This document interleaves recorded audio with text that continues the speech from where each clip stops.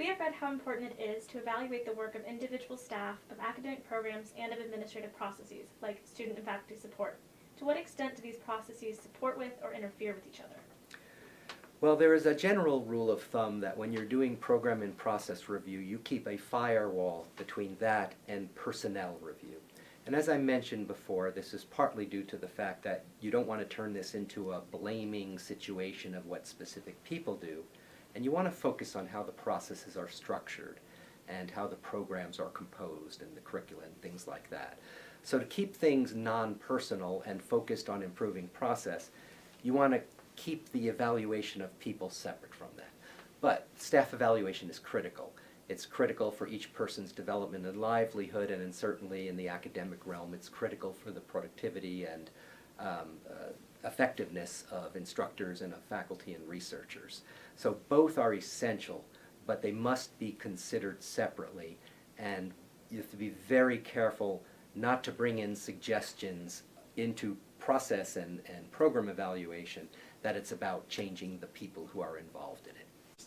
Given that you have a doctorate in social psychology, what do you see as the difference between evaluating programs and process and being evaluated as a staff member? How do usually people react, and how can one who is trying to create an effective evaluation process be able to encompass both aspects effectively?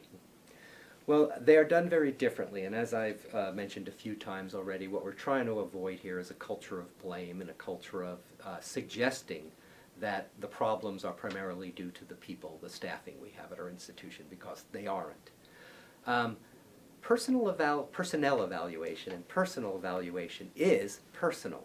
It's about that person's own trajectory, their development, their ability to do the work that they've been hired to do. And that is critical in terms of the relationship between the supervisor and the worker. It's critical in terms of keeping sure that the person is getting the support and the resource and the development they need to do their job well. So that's essential that that dialogue be ongoing, systematized, and regular. Of course, there's salary determination and more concrete things like that that you need to have personnel evaluation for.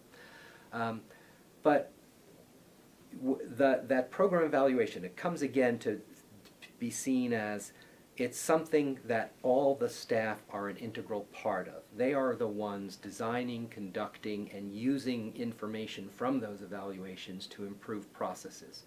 They need obviously to talk to each other about it. There's complicated relationships between the types of staffing and the types of processes. But it has to be done impersonally. It has to be done as, we're in this together. These are the things we offer as services. We're all hired to do that together.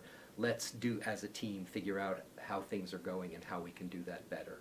And as long as you can keep people from feeling that when they're evaluated, it's a high-stakes process, and instead focusing the high stakes on making changes when there are critical needs or when there are opportunities that need to be taken advantage of. So it takes the focus off the person and more on the communal effort to achieve objectives.